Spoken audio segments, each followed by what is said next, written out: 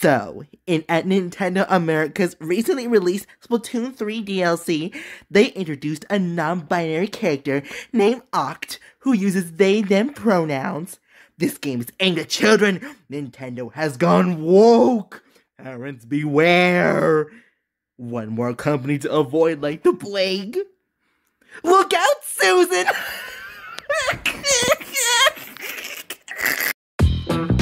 As many may know, Act, also known as Deadfish, is a Splatoon character popularized by Octo expansion, and finally seen for the first time in Splatoon 3's DLC.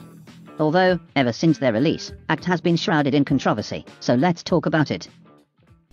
So apparently there's this infamous Twitter account, Libs of TikTok, yes that's the actual name, that made a tweet regarding Splatoon. And judging by the fact this was not only brought to my attention, plus I'm a Splatoon drama channel, I wondered, why not, I'll bite.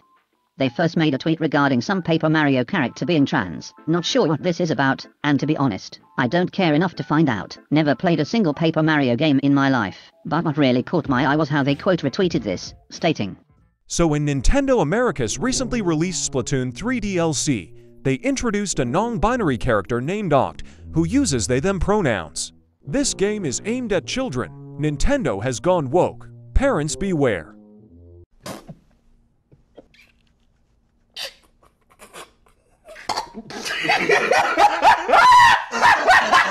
The replies are even worse. For instance, do they have a side mission to remove your own penis in the game? Boycott Nintendo. They're showing their true colors. They are supporting the sexualization, indoctrination, mutilation, and of our children. Parents are the customers. Your children belong to you. Fight for them. Hey, hold on, this shit ain't funny. It ain't funny, but it is. More indoctrination targeting kids. One more company to avoid like the plague. It's time for parents to start waking up and protecting their children. Huh? I can just imagine these people being in their mid to late 40s, typing away on their keyboards, before switching to Facebook to warn Dorothy and her friends about Splatoon 3. What the hell is wrong with you people? Now, I didn't know much about this Twitter account until now. I used to see it on my timeline occasionally a while back. I originally thought it was just a rage bait account, dedicated to raking in those interactions for that Twitter blue pocket change, and to be honest, it most likely is. But despite the message the account is so obviously trying to convey, it really got me thinking. An actual discussion could be had here.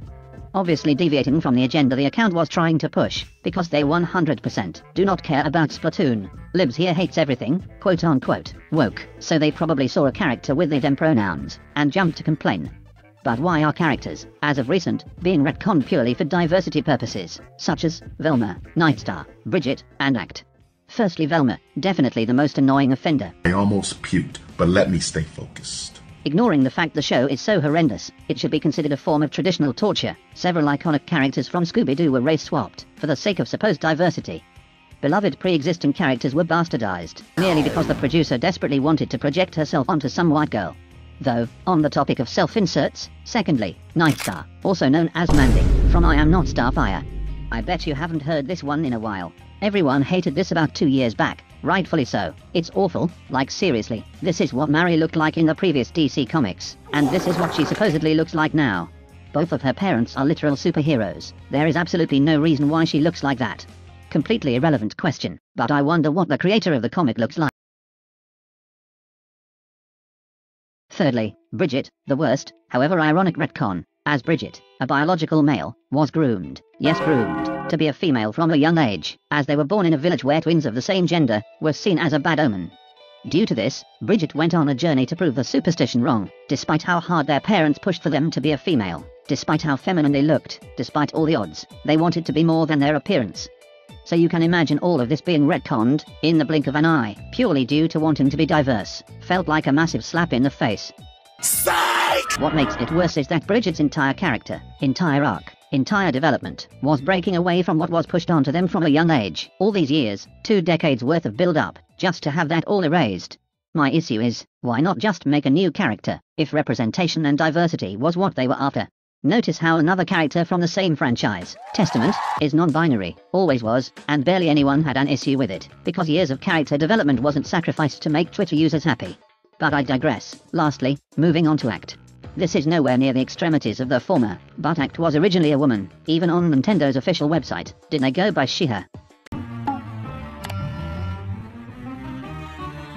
A diligent DJ who spent most of her days producing and mixing tracks. She studied all genres of music and was proficient enough to borrow whatever she wanted from any of them, drawing praise from critics and fans alike. Ultimately, she was such a perfectionist that she allowed herself to become sanitized in a subterranean test facility. Only recently was this retconned, most likely for the same reasons. Like I said, I just want to start a civil discussion here, not an argument. The issue here is how these characters had previous information known about them, thrown out of the window for the sake of inclusivity, when there was absolutely nothing, quite literally nothing at all, stopping these creators from making an entirely new character. You're essentially telling the people belonging to these marginalized groups, they're not good enough to have their own characters, and need already existing ones to be tweaked, solely to satisfy them. This is very similar to why most people aren't a fan of as-pulse in media. If something is foreshadowed, people are less likely to react negatively. So to finally conclude, do I think there's anything wrong with Act being non-binary? Not at all. They're a fictional character after all. I just find it weird how this kind of retconning has been ramped up recently. Do I agree with libs of TikTok's post? Hell no, Nintendo isn't harming any children, despite what these freaks want you to think.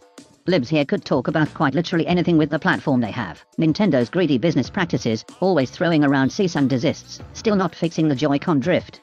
But instead, they'd rather complain about a fictional character's pronouns, in a game they probably haven't played, and possibly never will.